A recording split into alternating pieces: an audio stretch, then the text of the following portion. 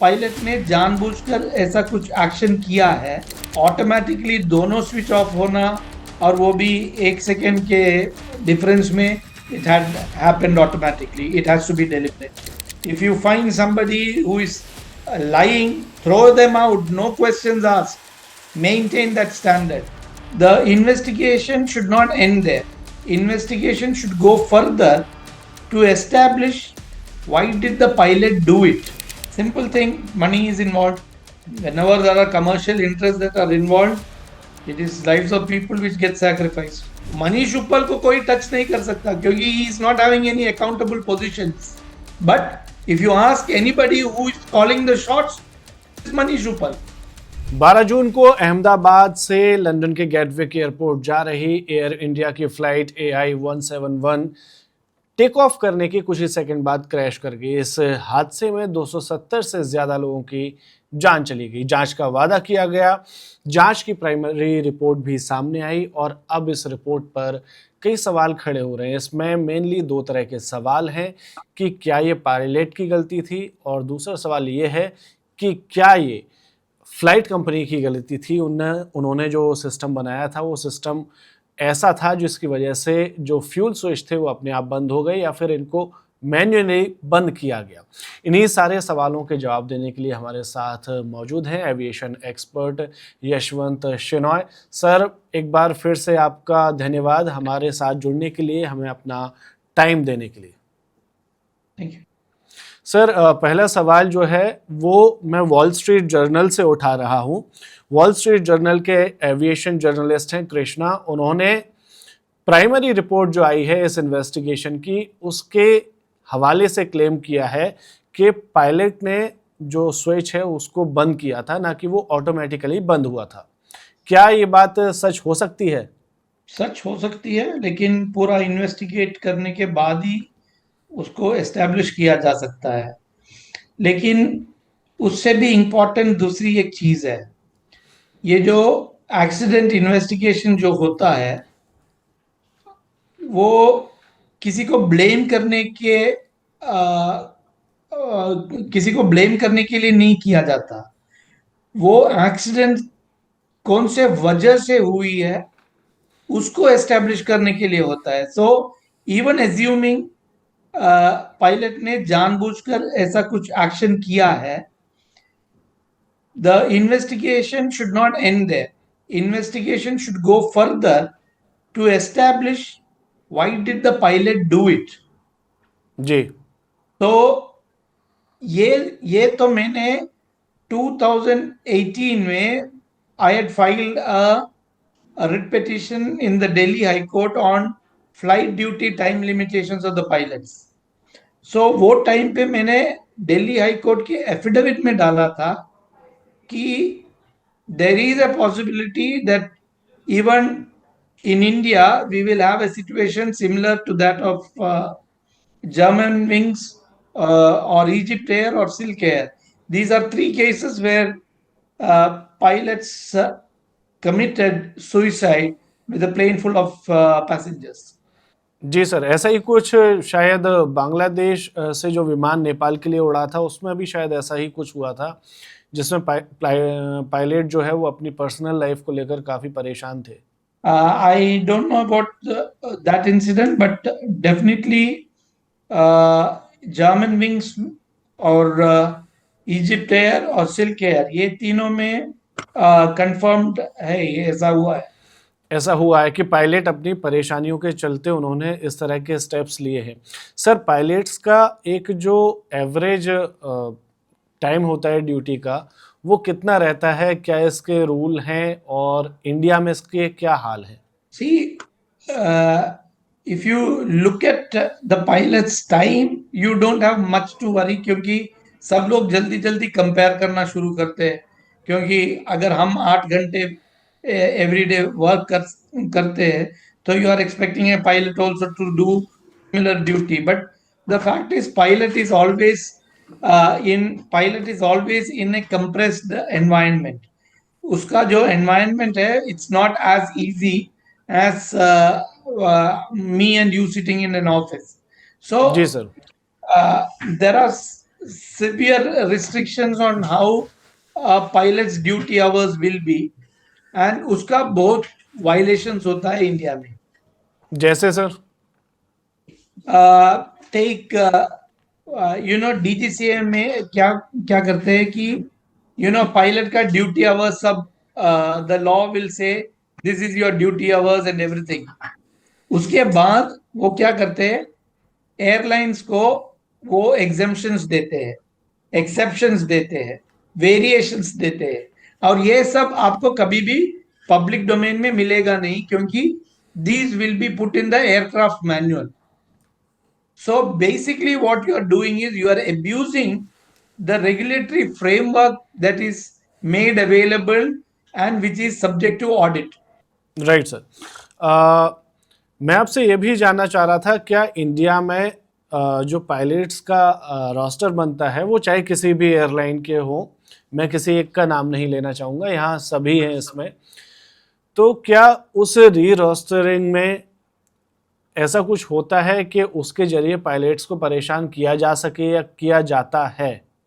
Easily किया जाता है सर?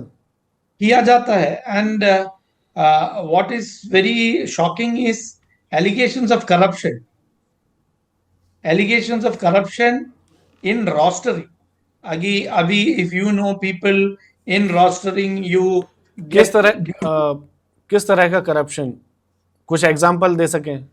हाँ, आपको जैसे you don't want to operate on a Diwali, you ensure with the rostering that you will not operate on a Diwali. That will be an off day for you, but somebody has to do these duties. So बोलने के लिए वो बोलते हैं software choose करता है आपका duty timing, ये सब, लेकिन रोस्टरिंग में बहुत सा मैनिपुलेशन होता है इंडिया में, and it is across airlines. तो पायलट कभी इसकी शिकायत नहीं करते? शिकायत करते हैं, लड़ाई होती है, निकाल दिए जाते हैं नौकरी से? निकाल दिए जाते हैं, नहीं तो उनको ज्यादा हैरास किया जाता है, क्योंकि pilots again face another difficulty. अगर पायलट उनको एक एयरलाइन से दूसरे एयरलाइन में ज्वाइन करना है इंडिया में, उनको एनओसी लेना पड़ता है, और ये रूल भी डीजीसीए ही लेके आया था टू हेल्प एयरलाइन कंपनीज. यानी I and you can resign from one company and join another company, but for a pilot अगर वो रिजाइन करता है 6 महीने का नोटिस दे दो, उसके ऊपर इनका नो ऑब्जेक्शन सर्टिफिकेट ले लो. These are all creating stressful environment for a pilot in India.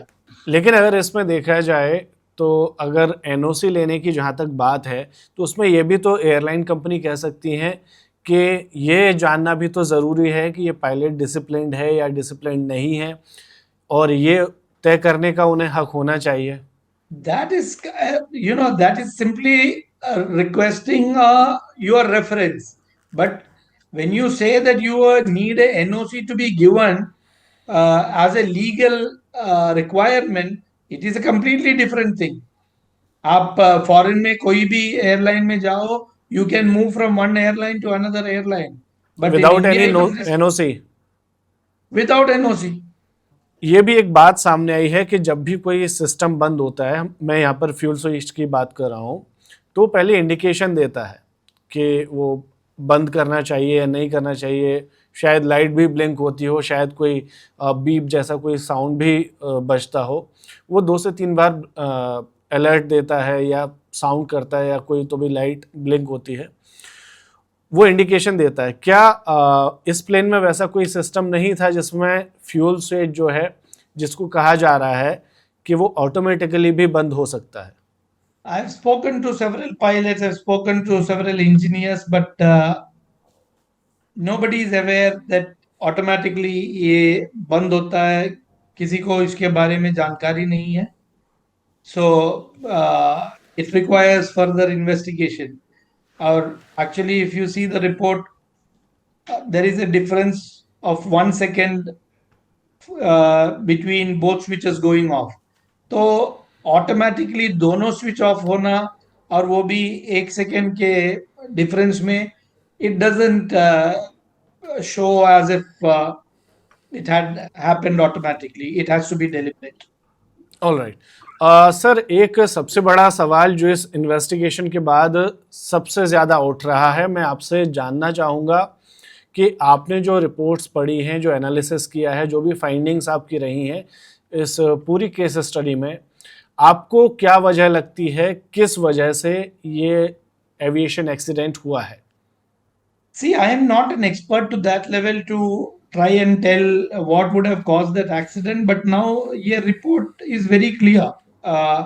वो report में see the whole idea of having a preliminary investigation is to ensure that if there is something wrong with any part of the aircraft or any of its engines or brake systems or whatever, then you need to ensure these systems are properly repaired, not just for that aircraft but for that entire fleet. इसके वजह से ये preliminary report का with in 30 days preliminary report देने का mandate है. But in that particular report, it is very clearly saying that Boeing and the engine manufacturer GE is almost absolved from all responsibility. That means there is nothing wrong with the engine, nothing wrong with the aircraft. If this be, अगर aircraft में कुछ खराबी नहीं है, engine में कुछ खराबी नहीं है, then the only thing that is coming out is a deliberate act. A man-made mistake Yes. or a man-made act. It will never be a mistake. If it is deliberate, it is not a mistake. All right sir, एक और सवाल है. अब ये अभी तक की investigation का हो गया है, अब उनके बारे में बात करते हैं जो आने वाले हादसे हो सकते हैं जिनकी वजह, जैसे कि आपने ये क्लेम किया था जब हमारी बात हो रही थी, आपने बताया था कि जिस बिल्डिंग पर वो प्लेन क्रैश हुआ है, बीजे मेडिकल कॉलेज का वो हॉस्टल जहां प्लेन गिरा है, वो ऑब्स्टेकल बताया गया था एयरपोर्ट अथॉरिटी ऑफ इंडिया यानी कि एएआई के द्वारा उसको टैग किया गया था. फिर आपने ये भी बताया कि कैसे उसे साइट से हटा दिया गया. See, this is a problem that is there across all airports in India, and the maximum is in Bombay Airport. Bombay airport के आजू बाजू में भरा पड़ा हुआ है obstacles, and this is always going to be a threat. Ahmedabad is not going to be the first, it is not going to be the last. Bombay is going to be the event. क्योंकि बॉम्बे में 2014 से मैं चिल्ला रहा हूं कि ये होगा. घाटकोपर में भगवान ने डेमोन्स्ट्रेट करके दिखाया कि ये जो बोल रहा हूं ऐसा हो सकता है, फिर भी किसी ने आज तक कुछ नहीं किया. जिसमें वो लेबर्स मारे गए थे और पायलट भी. एक नहीं, दो पायलट, दो इंजीनियर वेर ऑन बोर्ड और एक बंदा पेडेस्ट्रियन था, वो मर गया था उसमें जी. लेकिन बॉम्बे में वो एक छोटा एयरक्राफ्ट था which is a king air. Imagine a Boeing or a Airbus going down in Bombay. It will be havoc. Our AI knows it, DGCA knows it, Ministry knows it, the airport operator MIAL knows it, everybody knows it, but nobody wants to touch it. Simple as that. Sir, one straight question, क्या वो hostel obstacle था? I believe it is an obstacle. Sir, आप इस पर विश्वास करते हैं या फिर उसको एएआई ने टैग किया था एज एन ऑब्स्टिकल? इतना लिस्ट जो पड़ा है उसमें it is showing that it is an obstacle. तो वो ऑब्स्टिकल था. लेकिन on in this crash I wouldn't think that would matter because इसमें एक्चुअल डेलिबरेट एक्ट होके an aircraft is come down. But imagine scenarios where an aircraft is taking off and for some reason it is not able to garner the power that it is required and it is not able to get the height that it is required, then obstacles would matter. And even in this case, I wouldn't want to say it authoritatively, but report में एक ऐसा indicate किया था कि engines were turned off or turned on again. The fuel was turned on again, and one of the engines was starting to power up.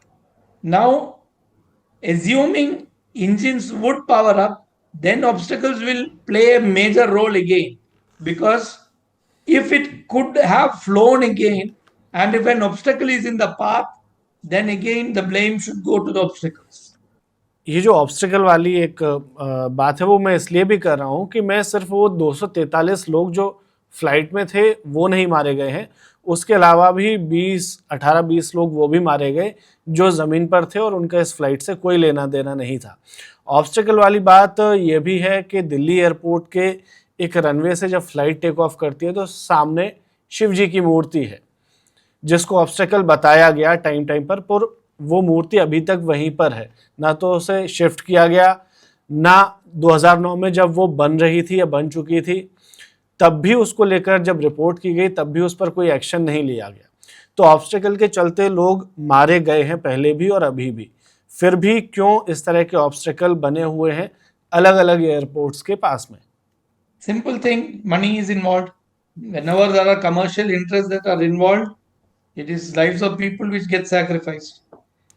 कितने और obstacle हैं ऐसे जो अभी तक आपकी नज़र में हैं अलग अलग एयरपोर्ट्स पर? Bombay will easily have more than say 5,000 obstacles. 5,000? 5,000 because the obstacle list that the airport operator has brought in shows 1,000 obstacles in the funnel. Funnel यानी no obstacle zone है वो. टेक ऑफ फनल जो we बोलते हैं ना, उधर aircraft runway के end से वी जो होता है that area, the funnel area, सिर्फ फनल एरिया में बॉम्बे में there are about more than 1,000 obstacles.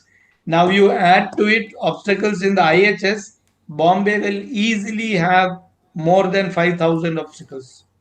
आपने कभी सर किसी मिनिस्ट्री सिविल एविएशन या फिर किसी मिनिस्टर या किसी अधिकारी या किसी पर्टिकुलर बॉडी से ऑब्स्टिकल को लेकर सवाल किया है? सवाल मैंने रिट पिटीशन ही फाइल किया है where all of these are parties. क्या जवाब होते हैं उनके? They are denying it. They are आज भी बॉम्बे हाई कोर्ट में आके बोल रहे हैं कि there is no substance in what I am saying. तो और आप एविडेंस देते होंगे जब, तो एविडेंस है, कोर्ट के सामने है एविडेंस. और कोर्ट उन एविडेंस को देखने के बाद क्या एक्शन लेता है? अभी तुड़वाई हुई है. अभी they have started demolition in Bombay. Just last week they have filed an affidavit saying 8 building तोड़े हैं. और दिल्ली में they claim that a list was produced. There were 369 obstacles. I believe easily there will be still about 100 more obstacles around Delhi, क्योंकि मुझे याद है वसंत कुंज में DDA के 4 या 5 बिल्डिंग थे वसंत कुंज में. राइट, उसको रिपोर्ट किया है जब मैं 2018 में आपसे मिला था. Exactly. So all these are there. So ये obstacles का problem easily खत्म नहीं होगा. खास करके इंडिया में इतनी घनी बसाहट है, लोग आसपास रहते हैं, बहुत मुश्किल है. I wouldn't say it is because of densely populated place. I would say that it is because the authorities are corrupt. क्योंकि law is very clear. The moment an obstacle, देखो, you cannot make a 10-story and 20-story building in a single day. A construction phase होता है जी. The law says the moment the AI gets to know a construction is going on, it should stop it. It should stop it. So AI is violating. The planning authority जो भी हो, DDA हो, MCGM हो, जो भी है, why are they giving permissions in the first place for construction in places which are very sensitive like this? Permission देंगे तो प्रॉपरली मॉनिटर करना है, उसके लिए प्रॉपर लॉज एंड रेगुलेशंस है कि आप कैसे मॉनिटर करेंगे. It's all about violations. It is not about density of population or the need. It is all about money and the ability of a person to go through this system, which is so deeply corrupt. उन दो officers की भी मैं बात करना चाहूँगा जिनका जिक्र आपने कुछ दिनों पहले मुझसे किया था। वो दो ऑफिसर्स जो पहले किसी और एयरलाइन में थे, उन्हें लापरवाही के चलते वहाँ से सस्पेंड किया गया, उन पर एक्शन लिए गए और कैसे वो एयर इंडिया में एक बड़ी डेजिग्नेशन पर वापस से तैनात कर दिए गए। Yes. कौन थे sir? One is Captain Uppal. उसको तो एयर एशिया में he was chief operating officer. He was suspended. किस लिए सर? पूरा नाम क्या है इनका? मनीष उपल. मनीष उपल। उन्होंने पॉलिसी चेंज किया था. उनको ये पायलट्स के ऊपर वो पॉजिटिव पॉइंट और नेगेटिव पॉइंट दे रहे थे. These puts tremendous pressure, stress on the pilots. He brought the same policies or similar policies into Air India. For example, one of the policies in Air India says, leave is not your right. Pilots को बोल रहे हैं, leave is not your right, it's a privilege. So all these things are absolutely, increasing stress on the pilots. It should not happen. It should not happen, and therefore, these kind of things should be avoided.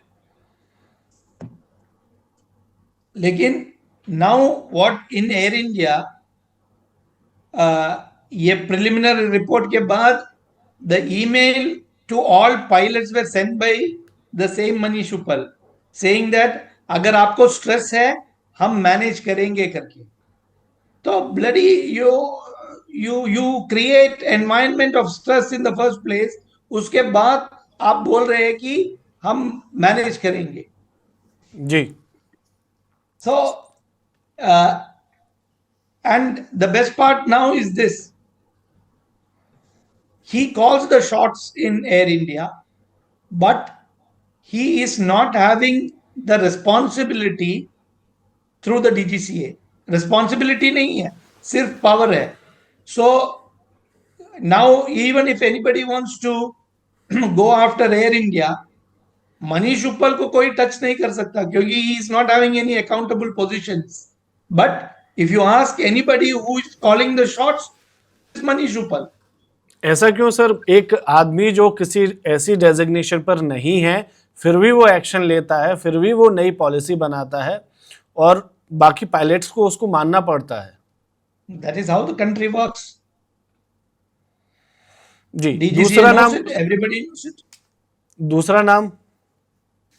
Anand, Nitin Anand. Nitin Anand. Nitin Anand's case is a little different case. He became a designated examiner by violating the setup norms. So इन्होंने लापरवाहियां की हैं जो आप कह रहे हैं उसका.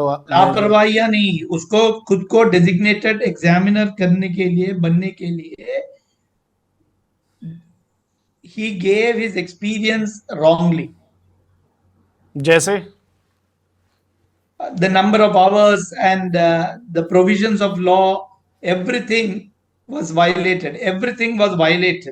So he exactly knew it. It was a deliberate act.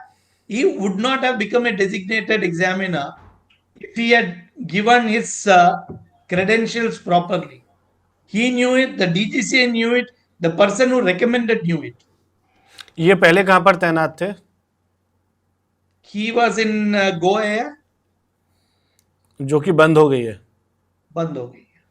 और वहां से अभी कॉर्पोरेट सेफ्टी में गए हैं. Now I will tell you, ये एयर इंडिया की कॉर्पोरेट सेफ्टी में है. हाँ, एयर इंडिया की कॉर्पोरेट सेफ्टी डिपार्टमेंट में. Now I will tell you, a person who himself has violated norms, a person who himself is not clean, you're putting them up in the position like that of safety, what else would you expect of the airline? It's people who make a company. Air India has to seriously start looking at people. It's not that Tata का नाम सुना सब पाप धुल जाते हैं. नहीं. If you are a Tata, maintain that standard. If you find somebody who is lying, throw them out. No questions asked. Maintain that standard.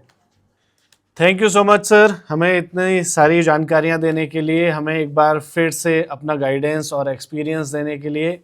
और मैं चाहूँगा आगे भी आप हमारे साथ इसी तरह से जुड़ते रहें, बताते रहें, ताकि हम आसान भाषा में अपने व्यूअर्स को बता पाएँ कि आखिर होता क्या है और अब तक क्या क्या हुआ है।